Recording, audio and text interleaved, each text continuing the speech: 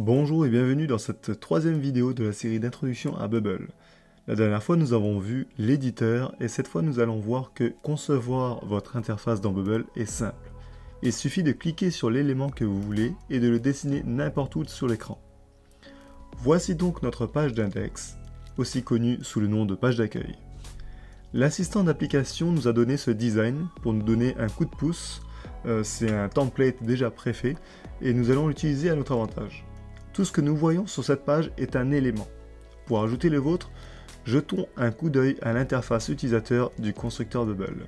Alors, nos éléments sont classés dans plusieurs catégories. Il y a la catégorie Visual Elements ou éléments visuels qui contiennent des blocs de construction pour votre design. Il y a la partie Container ou conteneurs qui permettent d'afficher des choses et de maintenir les éléments ensemble. Et les champs de formulaire pour collecter ou envoyer des données. Nous organisons ensuite notre interface en plaçant nos éléments dans des groupes. Alors nous allons tester ça en ajoutant notre propre élément à cette page. Donc sélectionnons un élément de champ de formulaire, donc input, et dessinons-le comme ceci. Voilà. Vous pouvez ensuite donc cliquer dessus et le redimensionner en cliquant par exemple sur un des côtés ici. On va le mettre un petit peu plus petit. Et vous pouvez même le déplacer si vous voulez.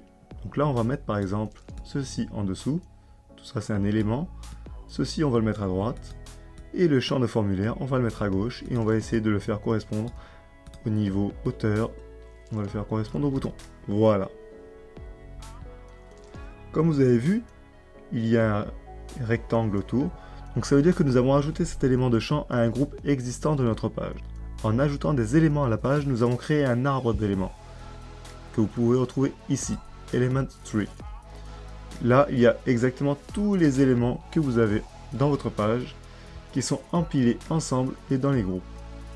Maintenant, cliquez sur Preview pour voir ce que vous avez ajouté à la page et vous allez voir que Bubble fait tout le travail en arrière-plan. Donc, ces éléments sont déjà construits et prêts à être utilisés.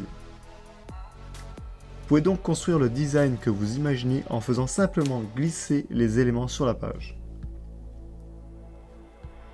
Voilà, dans la prochaine vidéo, nous allons voir comment ajouter des workflows et en créerons un pour cet élément de champ que nous avons ajouté justement ici. Si vous avez aimé cette vidéo, cliquez sur le pouce en haut et pensez à vous abonner et activer la cloche pour être notifié dès que je proposerai de nouvelles vidéos. À bientôt!